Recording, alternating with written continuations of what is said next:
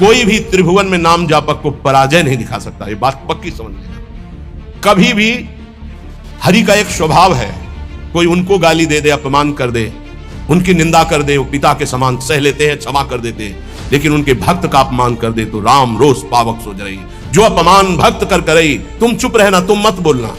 जो अपमान भक्त कर करई, राम रोष पावक सो जरई। पलटू साहब कह रहे, नाम जापक कभी डरना मत, कभी भय मत करना और कभी लड़ना मत। हरि अपनो अपमान सह जन की सही न जाए। हरि का अपमान कर दोगे सह जाएंगे कैसे भी, वो बड़े कृपालु हैं, अनंत माताओं का प्यार रखते हैं। चल उद्दंडता कर ले। तपस्वी, दूध का रस पीने वाला, बलकल की लंगोटी लगाने वाला, उनको ये भ्रम हो गया कि चक्रवर्ती सम्राट रानियों के बीच में रहने वाला मेरे से बढ़कर भजनानंदी कैसे हो सकता है।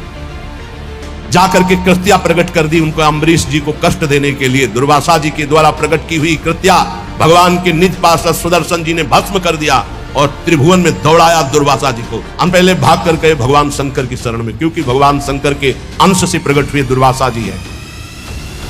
भगवान शंकर ने कहा, मैं हरि का द्रोह करने वाले को तो विचार पूर्वक रास्ता बता सकता हूं, लेकिन हरिदास का, भगवान के भक्त का द्रोह कर दे, ये मेरी सामर्थ्य नहीं कि मैं इस समय सुदर्शन को प्रार्थना करके रोक सकूं या तुम्हें कैलाश में रख सकूं। तुरंत यहां से निकलो।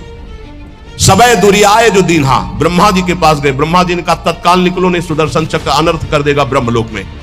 हरि के पास गए और कहा आपका एक व्रत है कि मेरी शरण में चाहे जितना बड़ा अपराधी आ जाए मैं कभी त्यागता नहीं हूं। तो भगवान ने कहा अपराधी कितना भी बड़ा चराचर जगत का हो मैं उसे शरण दे सकता हूं, लेकिन मेरे भक्त का अपराधी, उसके लिए कोई गुंजाइश नहीं। अब ये सुदर्शन मेरी आज्ञा में नहीं है।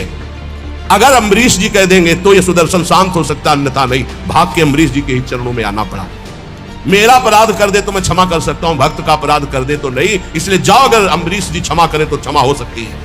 तो हरि अपनो अपमान से जन की सही न जाए, इसलिए निर्भय निश्चिंत होकर के निरंतर नाम जप करो।